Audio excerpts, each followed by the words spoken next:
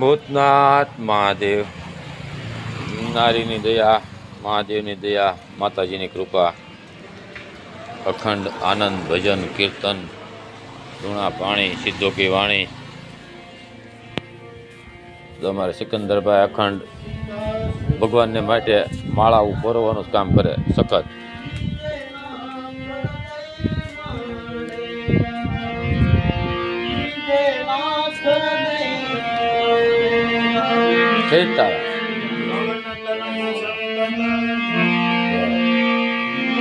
બપોરનો પાઠ છે.